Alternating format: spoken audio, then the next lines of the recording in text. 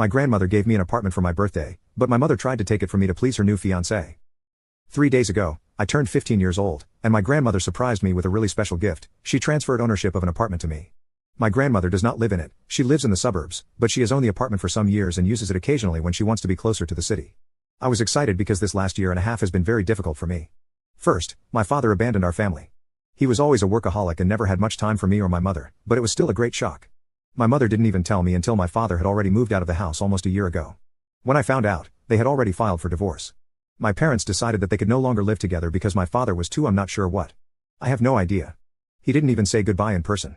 He sent me one last text message after he left, telling me to be good. That was all. I haven't seen him since. It was a quick divorce since, in our state, there is no long waiting period. My mother kept the house and got custody of my brother and me.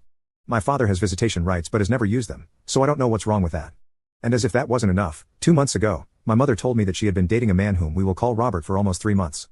They were in love and got engaged because, according to her, time does not wait, and she did not want to miss the opportunity to be happy.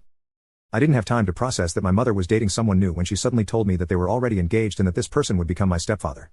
I was not at all happy with the news, since 5 months seemed like too little time to get to know someone enough to commit to. But my mother told me not to worry. She introduced him to me 2 weeks later. He seemed very closed off and distant with me, although he behaved very differently with my brother, being very playful with him.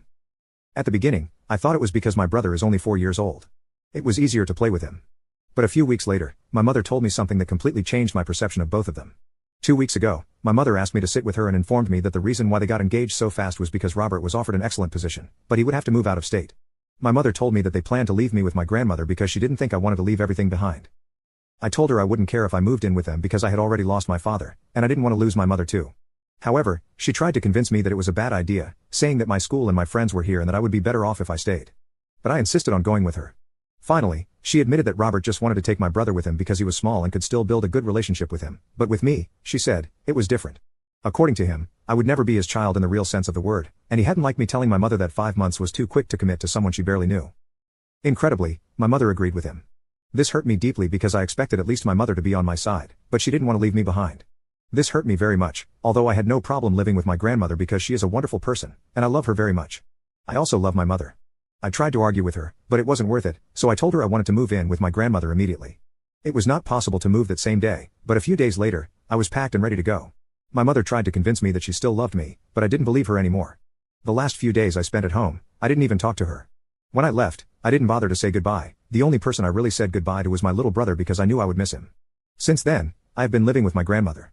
She has been very understanding and kind. My grandmother is my mother's mother, and, for the record, I have no relationship with my other grandparents, which is not surprising as they hardly had a relationship with my father. She has been exceptionally kind and attentive, and life has been quite easy here. I am still in contact with my brother, and I call my mother every night just to know how he is. 3 days ago, I celebrated my birthday at home. It was my grandmother who organized the party, inviting close friends and select relatives. You can click on share and more to see if there is a part 2.